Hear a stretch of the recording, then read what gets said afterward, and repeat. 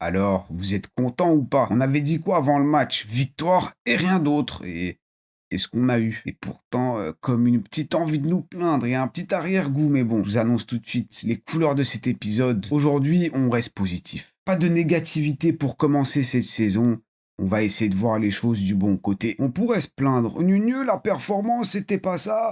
Non, pas de ça aujourd'hui. Arsenal a battu Manchester United à Old Trafford pour lancer sa saison 2025-2026. Et après tout, c'est ce qu'on leur demandait. C'était pas très très joli. Ouais, en vrai, c'était très très moche, mais les 3 points sont là. On a vécu ce choc qui, après coup, en était peut-être pas un, mais on l'a vécu en live. Donc merci évidemment à tous ceux qui étaient là. Bon, malheureusement, on a été gênés, en plus de notre jeu, par un petit décalage. Et vous inquiétez pas, normalement, j'ai réglé le problème. Et pour le prochain match, samedi, c'est réglé, donc soyez là aussi. Disons non au décalage. Bon, je pars déjà en coucougnette. Ouais, bref, c'est le début de saison, vous savez, ça fait des ravages. Mais bon, aujourd'hui, on se retrouve pour voir que malgré cette performance en demi-teinte, je vous l'accorde, il y a quand même du positif pour la suite. On peut être confiant. Bah, je vous jure qu'on peut. Faut chercher, faut creuser un peu, mais vraiment, faites-moi confiance. Allez, parti.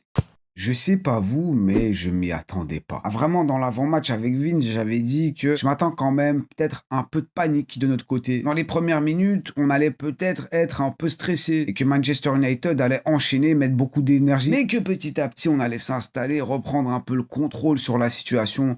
À Old Trafford, vous savez, surtout United, ils sont poussés par leurs fans à domicile, premier match des premières minutes, donc ça a le droit de s'emballer un peu. Mais je ne voyais clairement pas galérer autant et je m'attendais pas à ce que nos rivaux présentent un tel niveau. C'est eux qui maîtrisaient, qui dictaient le jeu, c'est eux qui dominaient, qui créaient les situations. Et on va pas se mentir, hein, ils ont quand même un poil, un tout petit peu mieux joué que nous. Enfin, en vrai, ils ont joué. Et nous, on était là. Vraiment pas un match facile pour nous parce que au-delà du fait que, bon, Manchester United nous ont quand même bien gênés dans nos relances et tout, en plus de ça, nous-mêmes, techniquement, on n'y était pas. On faisait les mauvais choix. Dans l'exécution, c'était pas trop ça. Les prises de balles, les passes manquées, nous-mêmes, on n'y était pas. Il y a le jeu, la physionomie du match qui m'a un peu surpris, mais aussi notre banc. Beaucoup d'absents, comme par exemple Kivior. Kivior, pas du tout là. Trossard, lui, était sur le banc. On sait qu'il avait une petite blessure ces derniers temps, mais il n'a pas du tout joué. Tu rajoutes à ça, évidemment, les Fabio Vera, Lokonga, Zinchenko, bref. On sait très bien qu'ils sont quand même très proches de partir. Mais quand même, Kivior, ça se trouve, il sera pas là, hein. Ou alors une petite blessure et on nous a pas trop communiqué là-dessus non plus. Je sais pas, mais un peu surpris quand même. Ah ouais, aussi, j'ai oublié d'en parler, Max Doman. Bon, il n'était pas là lui non plus. Mais ça, en vrai, est-ce que c'est une énorme surprise? Un peu moins. Et nos craintes se sont quand même confirmées avec un Cunha Mbeumo qui était très très en jambes. Même Mason Mount en vrai. Et lui d'ailleurs, c'est aussi un peu une nouvelle recrue pour Manchester, tellement il a eu de blessures depuis qu'il est arrivé. Mais ils ont quand même super bien joué. Et en vrai, les fans de Manchester, malgré la défaite, peuvent quand même avoir un peu d'espoir et être un minimum satisfait. Je vous avais dit des points positifs, mais je vous avais pas dit que ça allait être que des points positifs pour nous. Ah ça, j'avais pas précisé. On était quand même pas mal stressé à l'image d'un William Saliba qui était méconnaissable. Lui qui avait quand même fait une bonne petite pré-saison, qui avait quand même beaucoup joué. Là, on n'aurait même pas dit lui. On aurait dit un joueur qui avait pas joué justement. Un joueur qu'on a jeté dans le grand bain et débrouille-toi. Dès les premières minutes du match, mésentente avec David Raya. Je te la laisse, c'est toi qui prends la balle, non, c'est toi. Bref, l'attaquant a failli en profiter. Il est aussi passé à travers la balle sur une tentative de dégagement. Bon, on l'a senti quand même assez nerveux, mais au fur et à mesure du temps, on a retrouvé un peu le Wirou qui mérite sa prolongation. À la toute fin du match, il fait quand même une grosse intervention qui, encore une fois, est à la limite. Il y a un mode où clairement la VAR, le VAR, appelez ça comme vous voulez, mais il siffle, hein, parce que bon, il y a quand même le petit pied qui touche le pied d'appui de Bruno. Je crois que c'était Bruno. Bruno Fernandes. Non, c'était Cunha, je crois. Ouais, c'était Cunha, le numéro 10. United qui pose clairement le pied sur la balle. Il nous transperce avec des passes laser, des passes par-dessus notre défense. Et ça marche quand même très bien, franchement. Ils ont maîtrisé leur sujet. Mais pourtant, c'est nous qui arrivons à passer devant avec ce but sur coup de pied arrêté. Et cette fois-ci, c'est à nous de maîtriser quelque chose dans ce match. Centre, William Saliba qui met une petite pression. Oh, vite fait. Baïndir qui se fait un peu déstabiliser, c'est vrai. Calafiori qui, boum, au bon moment, au bon endroit, en opportuniste, vient pousser ce ballon. Et 1-0, tout dit Arsenal, mais c'est très bien de savoir maîtriser les coups de pied arrêtés. C'est une arme, j'allais dire c'est un outil, mais c'est bien plus qu'un outil, c'est une arme qui est redoutable, qui peut t'aider à débloquer des situations, à débloquer des matchs, comme ça nous l'a débloqué ici. Mais bon, le problème, c'est quand C'est le seul outil que tu as à ta disposition. On va pas tirer de conclusion hâtive parce que c'est que le début de saison. On va dire qu'on repart sur de nouvelles bases. On espère quand même que ça va pas continuer comme ça parce que bon, si on repart pour un nouveau tour où on a du mal à marquer des buts dans le jeu, là bon, ça va être problématique, mais on se laisse cette discussion pour plus tard. Après, en tout cas, point positif, c'est que on est toujours aussi bon sur les coups de pied arrêtés. Nicolas Jauvert, il a analysé toutes les petites règles et on joue avec à chaque fois à la limite, mais bon, ça passe. Et Baïndir, quand même, on en a un peu parlé dans le live, il a trop du mal. Face à Tottenham, il en a quand même pris aussi. C'était la période où la saison dernière, tout le monde mettait des corners rentrants et ça passait. Bon, on est là pour remettre cette méta au goût du jour. Parce que j'ai l'impression que c'est un peu tombé aux oubliettes. Non, vous inquiétez pas. On est là. Et ça les a pas déstabilisés pour autant. Les Diables Rouges, ils ont continué. Et nous aussi, on a continué malheureusement. Mais on a tenu, heureusement, grâce à notamment un David Raya, que on a élu évidemment homme du match, Gunners du match. On l'a élu en live parce qu'on a fait des notes ensemble. C'est une petite rubrique qu'on se fait après les matchs. On l'a fait. Et notre homme du match, c'est évidemment David Raya qui a fait quand même 7 arrêts sur l'ensemble du match et quand même de sacrés arrêts. Comme cette parade magnifique sur la tête de Mbemo. Ah ouais, faut aller la chercher celle-là. Il y avait aussi cette frappe de Mateusz Cunha suivie d'un bel arrêt réflexe. Bon après, t'avais aussi cette frappe de Dorgu. Mais là, c'est surtout le poteau. Le poteau. Encore un point positif parce qu'après sa pré-saison qui était un peu mitigée, là, il prouve quand même, bon, ça va, la saison reprend, moi je suis là, vous inquiétez pas, même si je suis d'accord. Certains se plaignent de ses relances notamment, qui n'étaient pas toujours incroyables, mais bon, un gardien, on lui demande quoi avant tout? Ne pas encaisser, faire des arrêts, être décisif sur sa ligne. On s'est sorti, et David l'a fait puisqu'on a gagné 1-0. Ça, c'est quand même important. Point positif, évidemment, j'essaie de gratter là où je peux. À noter quand même, et ça je l'ai vu dans le chat lors du live, certains étaient quand même très très frustrés par les décisions arbitrales, mais comme on l'a fait jusqu'à présent, on ne reviendra pas là-dessus. Ah non, les arbitres, la saison dernière, ça s'est pas bien passé entre nous, on va essayer de un peu améliorer ça. Mais bon, on n'en pense pas moins quand même sur cette rencontre. Ouais, Simon Hooper.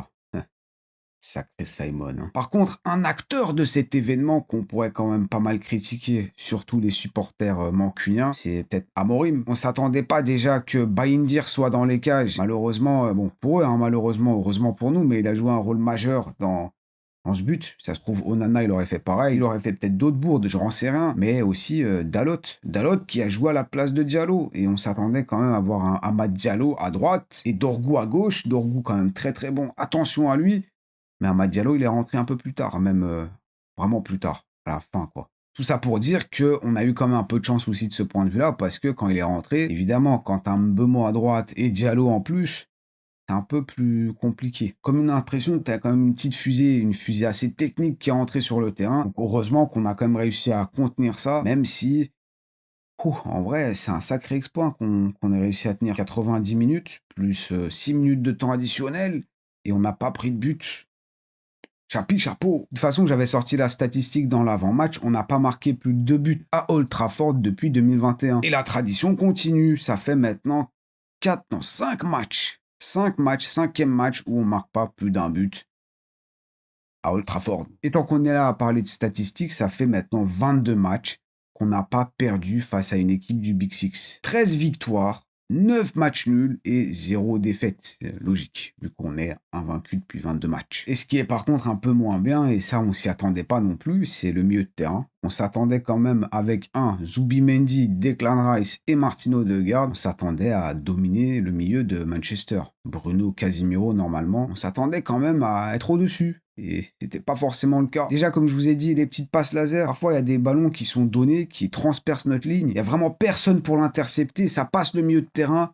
Personne. Même des ballons donnés par Baïndir, ras du sol, à mi-hauteur, tout ce que vous voulez, mais normalement des ballons relativement faciles à prendre. Il y avait malheureusement personne, et puis tu rajoutes à ça évidemment qu'un Declan Rice, on le sentait pas trop en forme, pas trop d'énergie. Les piles n'ont pas été rechargées. Zubimendi, assez discret, certains disent qu'il a même fait un mauvais match. Bon, moi je pense quand même que c'est un joueur dans tous les cas, tout le long de la saison. On va avoir du mal à réellement voir étincelant, parce que c'est un joueur qui fait quand même beaucoup de travail de l'ombre. C'est surtout quand il est pas là qu'on va remarquer son absence, un peu comme Rodri à Manchester par exemple. Mais je suis quand même totalement d'accord, on n'était pas au niveau, malgré quand même un Martino Odegaard plutôt pas mal. J'ai bien aimé. Offensivement, je pense que c'était le meilleur. En même temps, il y avait Saka, ça s'est pas trop bien passé. Martinelli, bon, il est sorti, il s'est fait remplacer par Madueke.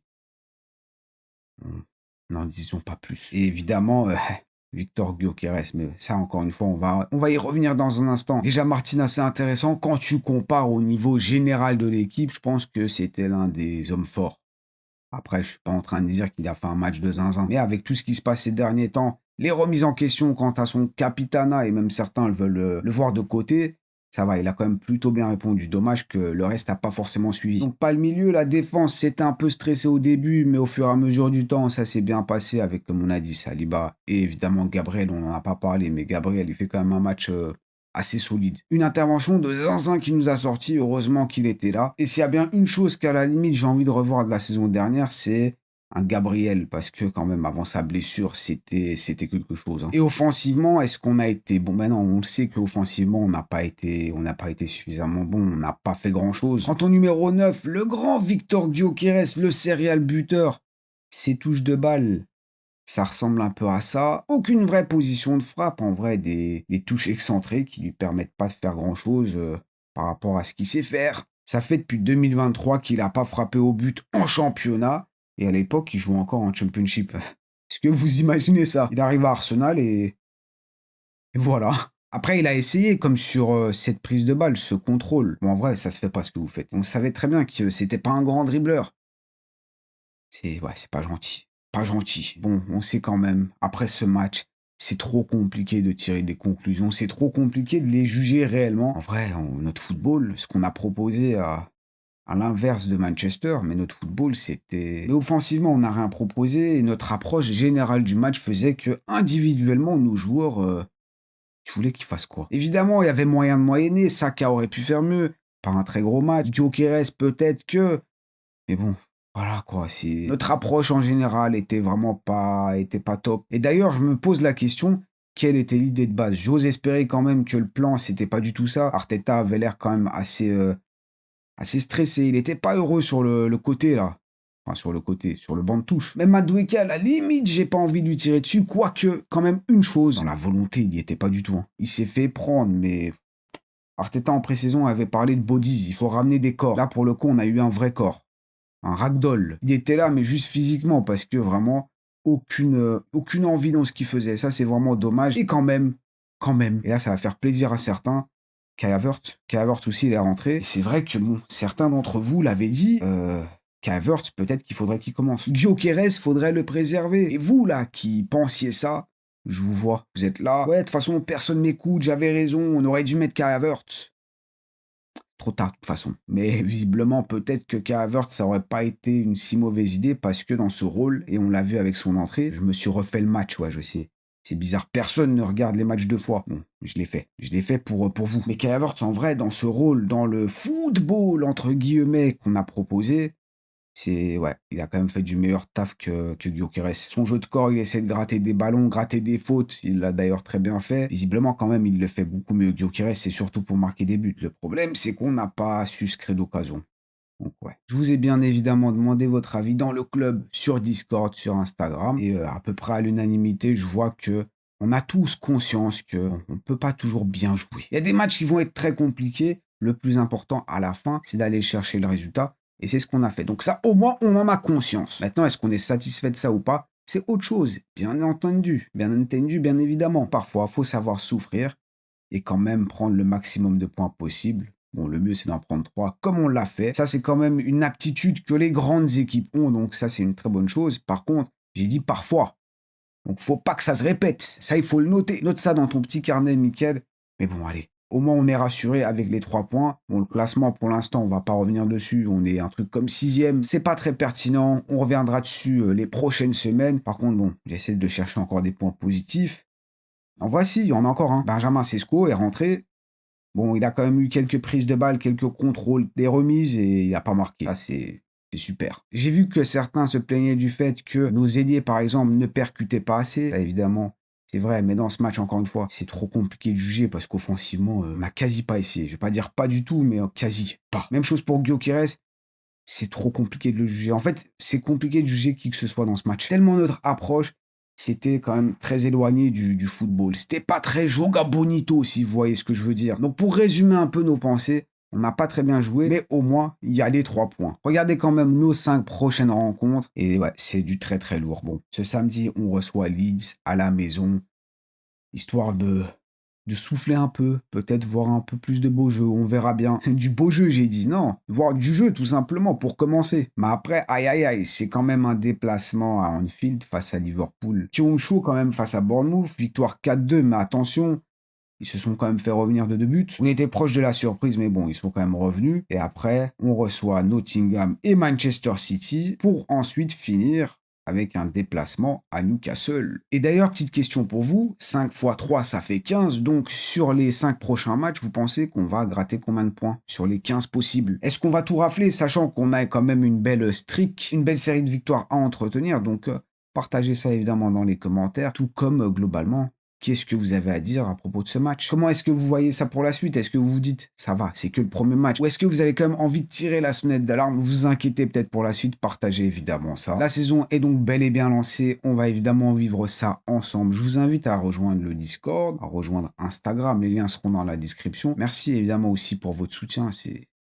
fait toujours plaisir. Je le sens. Ça m'aide, ça me pousse, ça m'élève, ça me donne des ailes. Grand merci à vous, franchement. Ça donne le sourire, même si bon. Vous le voyez pas toujours, mais vous inquiétez pas, à l'intérieur de moi-même, je souris. En tout cas, que dire de plus? On va continuer, il y a des vidéos qui vont sortir, on va continuer les lives, on va regarder les matchs ensemble. Plus de décalage, on l'a dit, pas de décalage. Sur ce, merci d'avoir été là, on se voit très très vite, prenez soin de vous et de vos proches, passez une bonne semaine, profitez bien, évidemment, n'oubliez pas le petit triplé, like, commentaire et abonnez-vous si c'est pas encore fait. Si Victor Gyökeres n'a pas marqué, c'est de votre faute. Le petit triplé, vous l'avez oublié la dernière fois. Là, je pense que c'est bon, vous avez retenu la leçon. À très très vite. Salut!